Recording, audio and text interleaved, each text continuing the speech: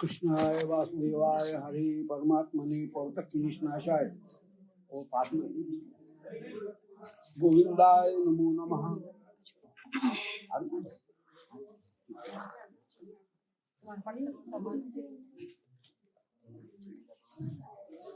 सर्वोपनिषदो गावः गोप्ता गोपीनंदनः। श्रीमद् भगवद गीता दिव्य उपनिषद है। उप का तात्पर्य है, उप का तात्पर्य है गुरुदेव के निकट रह करके। नी का तात्पर्य है ब्रह्म के साथ में ऐक्य प्राप्त करके। सद माने ज्ञान प्राप्त करना, उसका नाम है उपनिषद। उप माने हम ठाकुर जी के तटस्था शक्ति के अंश हैं। नी का तात्पर्य है कि शक्ति और शक्तिमान में भेद नहीं है, दोनों एक ही होते हैं, एक ही माने जाते हैं, भेद होते हुए भी अभेद है। ये नी का तात्पर्य। और सद शब्द आता है तीन अर्थों में। सद माने बैठना, माने गुरु जी के पास में बैठ करके उनसे ज्ञान प्राप्त करना। सद का दूसरा अर्थ है ज्ञान। ज्ञान का मतलब है कि सेव्य सेवक ज्ञान, इसको प्राप्त करना। और सत का तीसरा अर्थ है नाश करना, माने अज्ञान जो है उसका नाश करना। तो सीधा मिलाकर के अर्थ होगा श्री गुरुदेव के पास में बैठ करके अज्ञान का नाश करते हुए जीवन के परम लक्ष्य को जहां प्राप्त किया जाए उसका नाम सद है। उपनीय तमात्मानम, श्री प्रभु जो है आत्मा, उसके पास में उपनीय माने अपने आप को पहुंचा करके जहां पर जो भेद ज्ञान है उस भेद ज्ञान को दूर करके जहां सेव्य सेवक ज्ञान को प्राप्त किया जाए उसका नाम उपनिषद है। श्रीमद् भगवद गीता सभी उपनिषदों के सार होकर के विराजमान। कल द्वितीय अध्याय उसके सारांश के प्रस्तुत में ठाकुर ने ये कहा कि त्रैगुण्य विषयाभेदः निस्त्रैगुण्यो भवार्जुन, के अर्जुन वेद में दो प्रकार के, गीता में दो प्रकार के या वेदों में दो प्रकार के वचन प्राप्त होते हैं। एक है त्रैगुण्य विषयक और एक है निस्त्रैगुण। इन दोनों प्रकार के वचनों में माने कर्मकांड का भी वर्णन किया गया है। त्रैगुण का मतलब है जिसके द्वारा धर्म अर्थ काम इन तीन वस्तुओं को प्राप्त किया जाए, उसका नाम है त्रैगुण। निस्त्रैगुण का तात्पर्य है जो इन तीनों से अलग हट करके फिर आगे की जो वस्तु है माने मोक्ष और भक्ति, उसका जिसमें वर्णन किया जाए वो हो गया निस्त्रैगुण। तो तीन विषय जो हैं धर्म अर्थ काम, ये तो हैं सत्व रज तम, माया के तीन गुणों से संबंधित। और निस्त्रैगुण का तात्पर्य है स्वरूप शक्ति, विशुद्ध सत्व, श्री भगवान का जो निज ज्ञान है उस ज्ञान से जो संबंधित है उसका नाम है निस्त्रैगुण। वो त्रिगुणों से परे होकर के विराजमान। तो वेदों में दोनों प्रकार के वचन कहे गए। वहां पर स्वर्ग प्राप्त करने के लिए भी वचन कहे गए, संसार को सुखी रखने के लिए भी वेदों में वचन प्राप्त हैं, और जीवन के परम लक्ष्य जो जीवन का उद्देश्य है उस उद्देश्य को प्राप्त करने वाले भी वचन वहां पर कहे गए। इन दोनों प्रकार के वचनों में त्रैगुण्य परक जो वचन है वे प्रधान नहीं है। माने वेद इस जीवन को, संसार के जीवन को सुखी बनाने के लिए एक व्यवस्था देते हैं कि भाई पुत्रेष्टि यज्ञ करने से पुत्र की प्राप्ति होगी, आगे तुम्हारा वंश चलेगा, संसार में बुढ़ापे में कहीं कोई सहायक होकर के तुमको मिल जाए। तो वेद इस संसार में धन की प्राप्ति कैसे हो, पुत्र की प्राप्ति कैसे हो, यश की प्राप्ति कैसे हो, स्वास्थ्य की प्राप्ति कैसे हो, मनोरंजन की प्राप्ति कैसे हो, अर्थ की प्राप्ति कैसे हो, यश की प्राप्ति कैसे हो, इसकी भी व्यवस्था वेद करते हैं। विद धातु है, विद का अर्थ है ज्ञान, उसमें घय प्रत्यय लग करके वेद प्रत्यय वेद बना है, तो वेद का सीधा सीधा अर्थ होता है वेद माने ज्ञान। तो जो ज्ञान है उसको प्रदान करने वाले, अब ज्ञान दो प्रकार के हैं, त्रिगुण विषयक भी हैं, जिससे धर्म अर्थ काम इन तीन पुरुषार्थों की प्राप्ति हो, और वही वेद आगे चल करके वे मोक्ष और भक्ति इनकी भी प्राप्ति कराते हैं। जैसे ब्रह्मसूत्रों में पहला ही ब्रह्मसूत्र कहा गया, अथातो ब्रह्म जिज्ञासा। अथ माने अभी तक हमने जो वेद का प्रयोग किया था वो त्रिगुण के अर्थ में किया था। ब्रह्मसूत्रों में कहा गया कि अभी तक हमने वेद का प्रयोग धर्म अर्थ काम इन तीन को प्राप्त करने के लिए किया था। उसका जो वास्तविक अर्थ था परमार्थ, उस परमार्थ के लिए प्रयोग नहीं किया। जैसे कहीं ठाकुर जी की पूजा कर रहे हैं तो उसमें वेद का प्रयोग कर रहे हैं और कह रहे हैं चंद्रमा मनसो जाता, और आरती कर रहे हैं तो चंद्रमा मनसो जाता, इस मंत्र का प्रयोग कर रहे हैं। भोग लगा रहे हैं तो कह रहे हैं नाभ्य आसीन शिष्णो दौ समवर्ततो।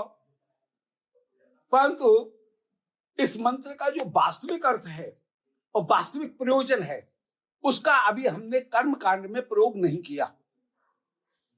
कर्म कांड में केवल पुष्पांजलि समर्पित करने के लिए हमने एक मंत्र पढ़ दिया, शास्त्र ने भी उसको बता दिया कि ठीक है ये मंत्र पढ़ो, ये इसका प्रयोग होगा कि यज्ञ यज्ञ मजे देवास्तान धर्माने प्रथमान्यासन सब बोलते हैं। परंतु इस यज्ञ का, इस मंत्र का हमने अभी तक जो प्रयोग किया है वो यूटिलाइज किया है इस मंत्र को केवल धर्म अर्थ काम इन तीन वस्तुओं को प्राप्त करने के लिए कि हमको इसका फल मिल जाए। परंतु इस मंत्र का जो परम फल है वो परम फल उसकी ओर हमने ध्यान नहीं दिया। अतः अथातो ब्रह्म जिज्ञासा, अथ का मतलब है जितना हम कर चुके हैं इसके बाद में उसको हम छोड़ रहे हैं। अर्थात अब हम, वेद कहते हैं कि अब हम धर्म अर्थ काम इनके लिए किसी वस्तु का प्रयोग नहीं करेंगे। अभी तक हमने कर्मकांड में धर्म अर्थ काम प्राप्त करने के लिए इन मंत्रों का प्रयोग किया, जबकि इन मंत्रों का जो वास्तविक अर्थ था वो कहीं अधिक था कि त्रिपाद ऊर्ध्वम उदयित पुरुषः पादों से भवत पुनः, कि जो पुरुष है, जो भगवान हैं, वे उनके तीन चरण ऊपर हैं, माने त्रिपाद विभूति वैकुंठ है, उस वैकुंठ को प्राप्त करके सेवा करना ये मुख्य लक्ष्य था। पादों से भवत पुनः, ये जगत की जितनी भी विभूति है ये एक पाद विभूति है और वैकुंठ त्रिपाद विभूति है, इसलिए त्रिपाद विभूति को प्राप्त करने का प्रयास करो। परंतु इस मंत्र का ये जो एपिटोम था, इस मंत्र का जो वास्तविक अर्थ था, मूल अर्थ, उस मूल अर्थ की ओर हम अभी तक ध्यान नहीं दे रहे थे। परंतु अब अथातो ब्रह्म जिज्ञासा, तो अथ माने उस त्रिवर्ग को त्याग करके, अतः माने अब जीवन के शाश्वत पक्ष को प्राप्त करने के लिए, अतः माने शाश्वत पक्ष को प्राप्त करने के लिए अभी तक जो हमने प्राप्त किया वो विनाशील पक्ष था, उसके शाश्वत पक्ष को प्राप्त करने के लिए अब हम किसकी जिज्ञासा करेंगे? अब हम ब्रह्म जिज्ञासा करेंगे।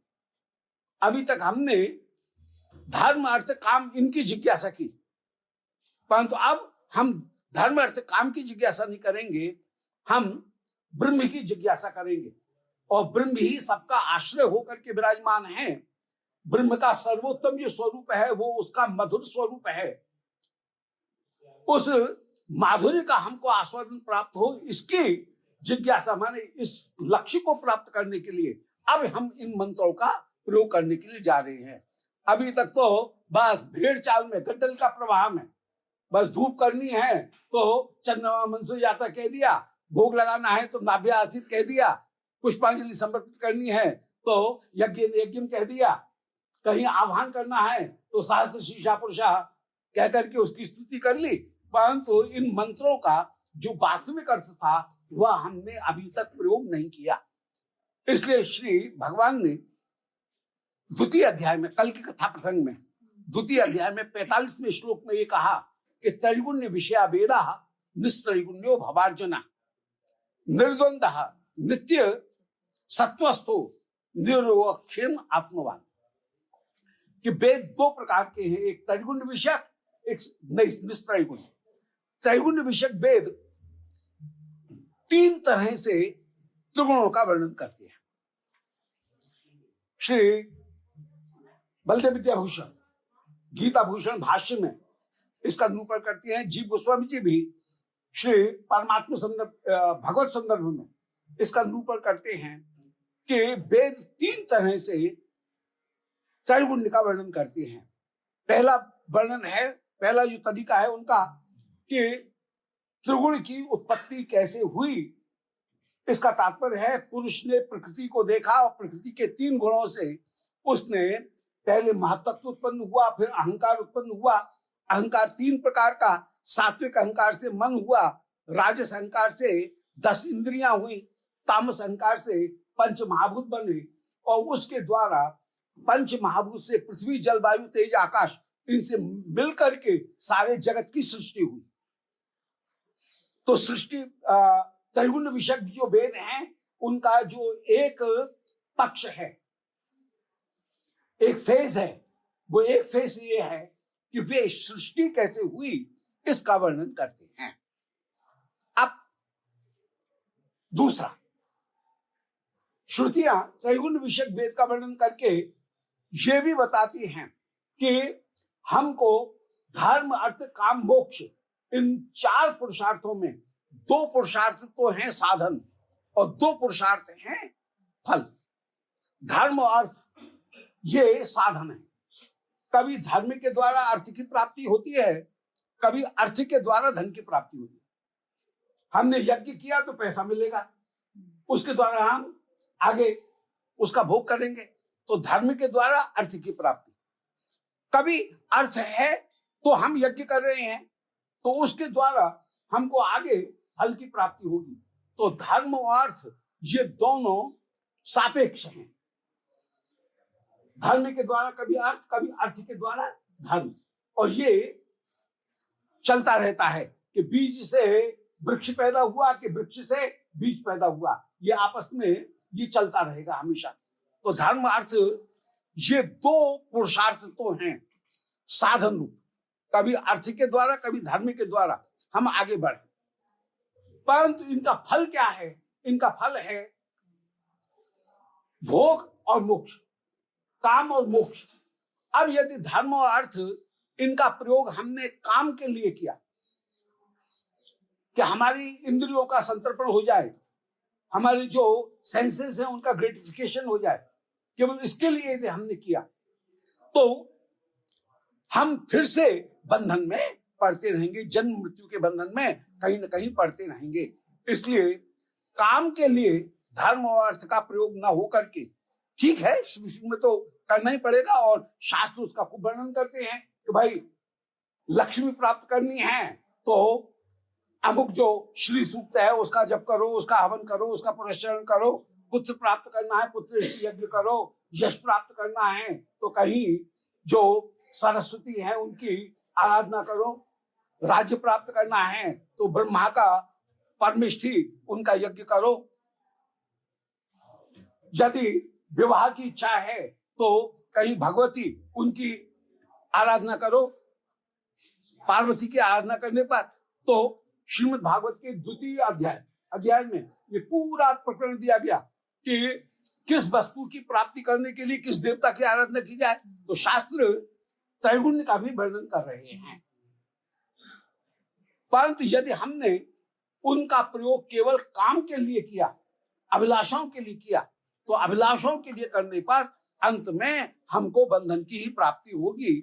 और कुल मिलाकर के जब इसका एपिटोम होगा, इसका जो वास्तविक फल प्राप्त होगा, वो वास्तविक फल अंत में जाकर के नरक पाती होगा। कहीं ना कहीं हम चूकेंगे, स्वार्थ की भावना आ जाएगी, पाप में प्रवृत्त हो जाएंगे, और पाप में प्रवृत्त होने पर, विषयों में अत्यंत आसक्त होने पर जो प्रवृत्ति है वो कहीं पाप की ओर ले जाएगी। महाराज जी, इसमें हम सत्वगुण से करेंगे तब तो ठीक है, परंतु सत्वगुण अकेला नहीं आता है। बहुत अच्छी बहुजी ने जो बात कही वो बहुत अच्छी बात कही। सत्वगुण अकेला कभी प्रवृत्त नहीं होता है, तीनों गुण मिलकर के प्रवृत्त होते हैं। जैसे दिए में लौ भी चाहिए, दिए में बत्ती भी चाहिए, और दिए में आधार दीपक भी चाहिए। तीनों वस्तुएं मिलकर के ही दीपक बनती हैं।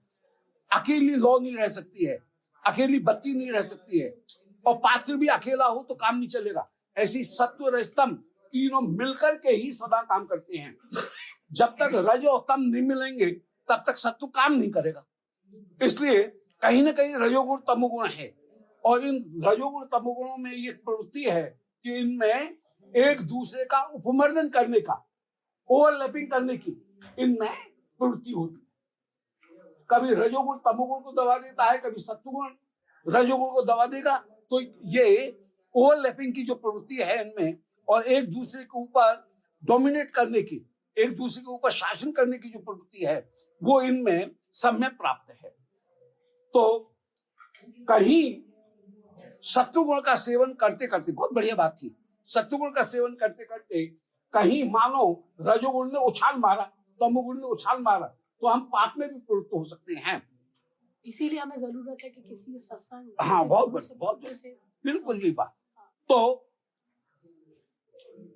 त्रैगुण विषय जो वेद हैं उनसे हमारा काम नहीं चलेगा, हमको निस्त्रैगुण होने की आवश्यकता होगी। तो यदि हम काम के लिए धर्म और अर्थ इन दो साधनों का काम के लिए प्रयोग कर रहे हैं तो हमको बंधन की प्राप्ति होगी, परंतु यदि मोक्ष के लिए प्राप्त कर रहे हैं तो हमको बंधन की प्राप्ति नहीं होगी। तो त्रैगुण विषय में एक जो पक्ष था वो ये था कि हम सृष्टि कैसे हुए, त्रिगुणों ने कैसे जगत को प्रकट किया, इसका भी वेद वर्णन करते हैं। दूसरा, वेद इस तरह से वर्णन करते हैं कि जो शक्ति है वह शक्तिमान से कहीं अलग नहीं है, इसलिए विभूति योग का भी वेद वर्णन करते हैं। सब जगह कोई न कोई अच्छी चीज विराजमान है। गुरुदेव श्री रविन्द्रनाथ टैगोर, उनकी कविता में एक जगह उन्होंने कहा कि मैंने जन तो बहुत देखे, साधारण कोई नहीं देखा। इसका मतलब है प्रत्येक व्यक्ति में कुछ न कुछ गुण है। शास्त्र ये कहते हैं, आप जाओ, शास्त्र ये कहते हैं कि जो कोई भी अक्षर, अमंत्रो अक्षरो नास्ति, बिना मंत्र का कोई अक्षर नहीं है। नास्ति मूलम अनौषधम, एक छोटी से छोटी घास भी किसी न किसी वस्तु का मूल है। और अयोग्यो पुरुषो नास्ति, संसार में कोई अयोग्य पुरुष है ही नहीं, सब में कोई न कोई योग्यता विराजमान है। योजक सत्य दुर्लभा, उनका योजन करने वाला वह दुर्लभ व्यक्ति होता है, उनका प्रयोग करने वाला वही दुर्लभ होता है।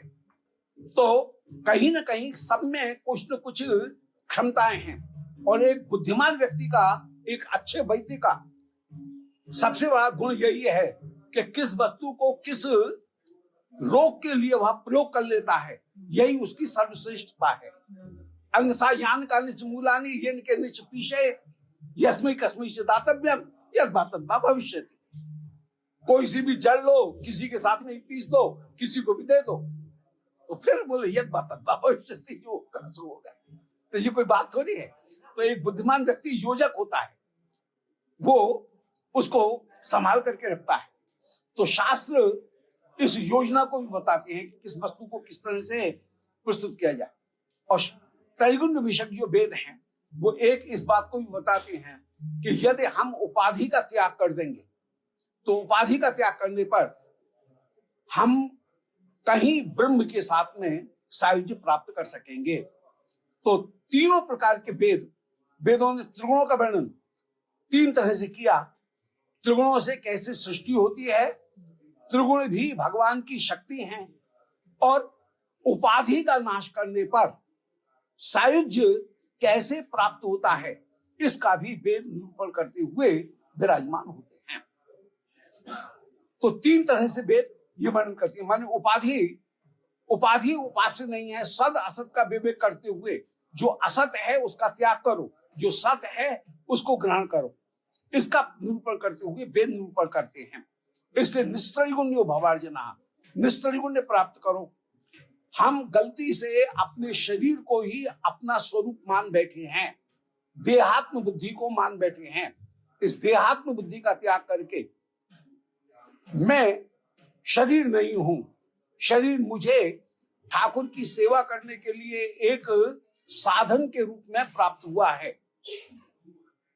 शरीर मेरे जीवन का लक्ष्य नहीं है, शरीर एक नौकर है, और नौकर है तो उसको भोजन भी दिया जाएगा, उसको सर्दी के दिनों में गर्म कपड़े भी दिए जाएंगे, उसको सर्वेंट क्वार्टर भी दिया जाएगा, और यदि बीमा पड़ेगा तो उसको मेडिकल एड भी दी जाएगी। परंतु नौकर को सिर के ऊपर नहीं बैठाया जाएगा, नौकर को अपना मालिक नहीं बनाया जाएगा। ऐसे ही ये शरीर हमको भगवत सेवा के लिए एक साधन के रूप में मिला है। जब साधन के रूप में मिला है तो इसका हम कहीं दुरुपयोग नहीं कर सकते, इसको अपना मालिक नहीं बना सकते हैं। तो शास्त्र त्रैगुण विषय में ये बात भी बताते हैं कि उपाधि का त्याग करो, और उपाधि का त्याग करके जो वास्तविक वस्तु है, कूटस्थ वस्तु है, जिसका नाश नहीं होगा, उस वस्तु को पहचानने का प्रयास करो। एक शब्द दिया कूटस्थ। ये कूटस्थ क्या होता है? मतलब जिसका बाद में अंत में जाते हुए लय और विक्षेप नहीं हो, जिसमें कोई परिवर्तन नहीं हो, उसको हम कूटस्थ कहेंगे। तो उस कूटस्थ स्थिति को प्राप्त करना, उसका भी वेद निरूपण करती हैं। लय विक्षेप रहितम कूटस्थम। घड़ा फूट गया, 2 हिस्से हो गए, और तोड़ा, छोटा सा एक ठीकड़ा बन गया, उसको और तोड़ा और पीसा, तो अंत में जाकर क्या बचेगा? एक कण बचेगा, मिट्टी का कण बचेगा। वो हो गई कूटस्थ स्थिति। अब उसको नहीं तोड़ा जा सकता है, पीसते पीसते पीसते उसका बिल्कुल पाउडर बना लिया, तो जो अंत में कण बचेगा तो वो विक्षेप से रहित है, वो लय से रहित है। तो जो चीज अंत में बचेगी उसको हम कहते हैं कूटस्थ। और इस शरीर के बाद में अंत में जो बचेगा वो क्या वस्तु बचेगी? वह आत्मा ही बचेगी। तो श्रुति त्रिगुण का वर्णन करते हुए तीसरी बात जो करती है कि असत को हटाओ, सत को प्राप्त करो। इसके लिए भी श्रुति प्रयास करते हुए विराजमान होती है। लय कूटस्थ रहित होकर के जो वस्तु है उसको कहीं प्राप्त किया जाए। अब निस्त्रिगुणी जो है वह भगवान है सच्चित आनंद। सत माने उनकी सदा सत्ता है, चित माने वे ज्ञान रूप हैं, और वे आनंद रूप हैं। इनमें चित शक्ति किसी चीज को प्रकट करती है। तो मैनिफेस्टेशन जो है, किसी भी वस्तु को प्रकट करना, वो चित्त के द्वारा होता है। चित्त जुड़ा हुआ है तो भगवान का नील विग्रह हमारे सामने प्रकट हो रहा है। ज्ञान, उसमें ज्ञान शक्ति, चित्त शक्ति कहीं न कहीं विराजमान है।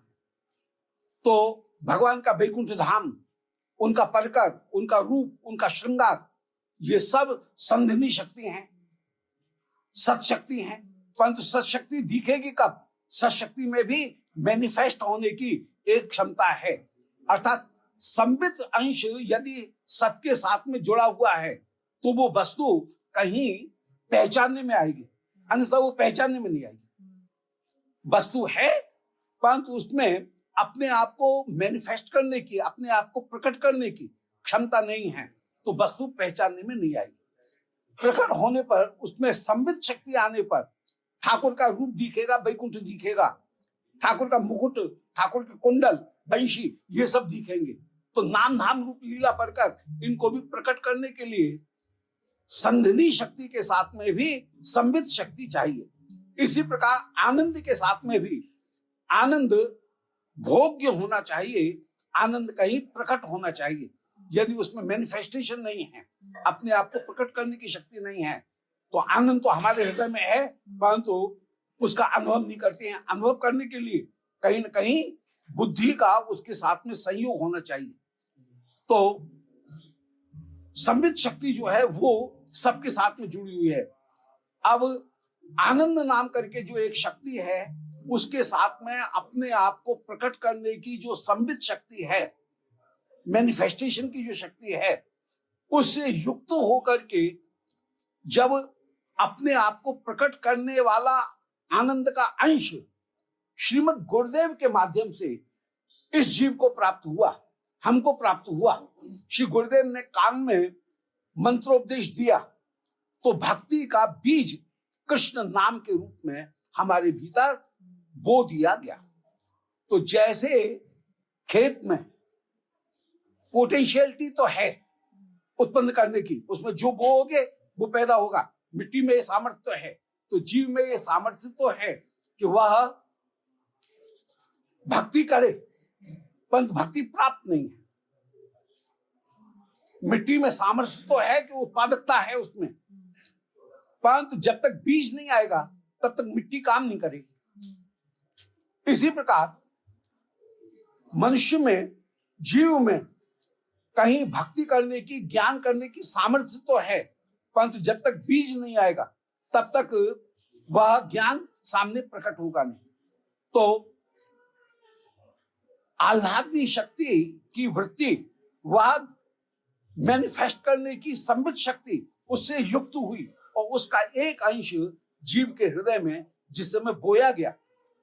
अब हमारे हृदय में कृष्ण नाम आ गए, गुरुदेव ने उपदेश दे दिया और उपदेश देकर के अब हम यदि कृष्ण नाम का महामंत्र का जप कर रहे हैं तो वो ही हो गया जैसे बीज को तुमने खाद पानी दे करके थोड़ा सींचा, उसको धूप प्राप्त हुई, तो वो बीज जो है वो बीज ही अंकुर हो जाएगा और अंकुर होकर के वो भक्ति के रूप में बदल जाएगा। तो श्री वेद निस्त्रैगुण रूप में भक्ति का भी वर्णन करते हैं और ज्ञान का भी वर्णन करते हैं। तो वेद दोनों का वर्णन करते हैं, परंतु इनमें त्रैगुण्य विषयक जो वेद हैं वे प्रधान नहीं हैं, क्योंकि वे जीवन के शाश्वत फल को, जो अल्टीमेट अप्रोच है, उसको प्राप्त नहीं करा रहे हैं। शाश्वत जो रिजल्ट है उसको भी, अल्टीमेट जो रिजल्ट है उसको भी प्राप्त नहीं करा रहे हैं। वास्तविक जो फल है उस वास्तविक फल को भी प्राप्त नहीं करा रहे हैं। वे केवल कुछ समय के लिए जो टेम्पररी जो सुख है, तात्कालिक जो सुख, उस तात्कालिक सुख मात्र को वे प्रदान करते हुए विराजमान हैं। इसलिए भगवान कह रहे हैं त्रिगुण्य विषयावेदा निस्त्रिगुण्यो भवार्जुना, कि वेद में दोनों तरह के वचन किए गए हैं, त्रिगुण्य विषयक भी और निस्त्रिगुण्य भी। इनमें निस्त्रिगुण्य जो वचन है वो ही मुख्य है। इसलिए भगवत गीता का लक्ष्य अर्जुन को केवल लठैत बना देना नहीं है कि केवल युद्ध में प्रवृत्त कराना। भगवत गीता का लक्ष्य अर्जुन को सर्वश्रेष्ठ जीवन का जो लक्ष्य हो सकता है उसको प्राप्त कराना है, और अर्जुन तो उस लक्ष्य को पहले ही प्राप्त किए हुए हैं। तत्वतः अर्जुन के माध्यम से हमको हमारे जीवन का जो मोटिव है उसको प्राप्त कराना, ये मुख्य वस्तु है। हमको हमारे जीवन का जो परम लक्ष्य है उसको प्राप्त कराना भगवत गीता का उपदेश है। और वो अंतिम मोटिव क्या है?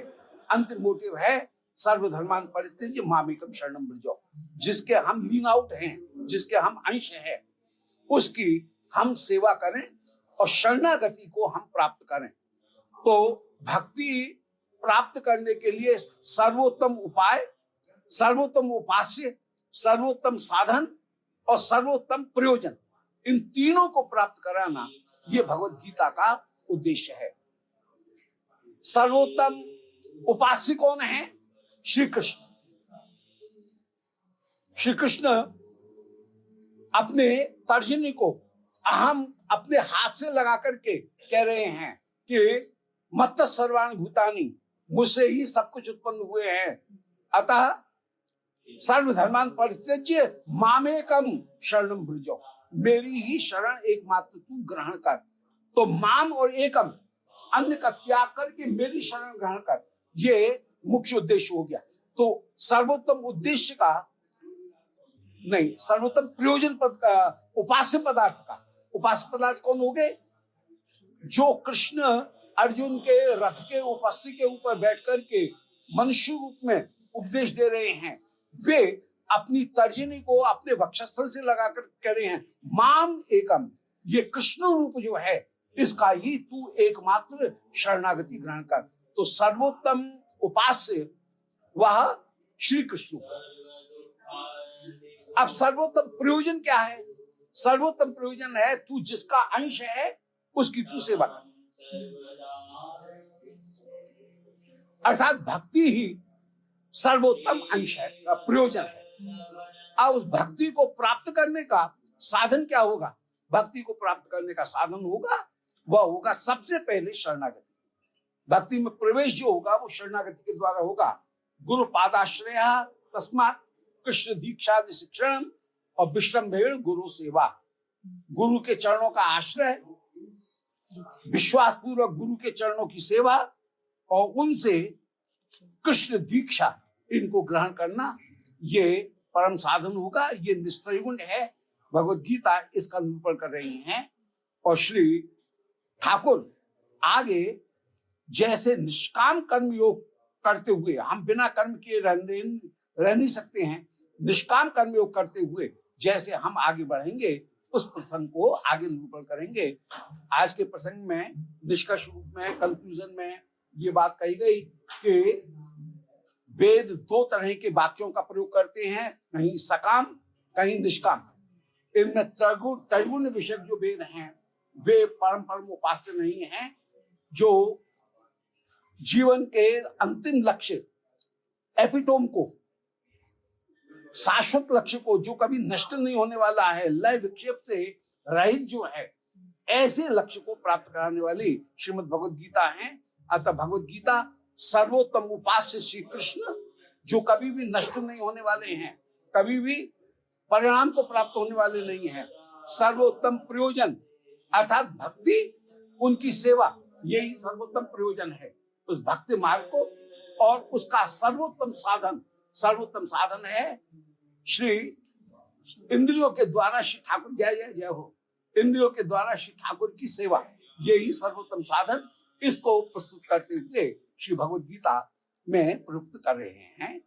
तो अब इसी को, अब जो साधन है उस साधन पद्धति को आगे के प्रसंग में वर्णन करेंगे। बोलो वृंदावन बिहारी लाल की जय, निताई गौर हरि बोल, जय जय।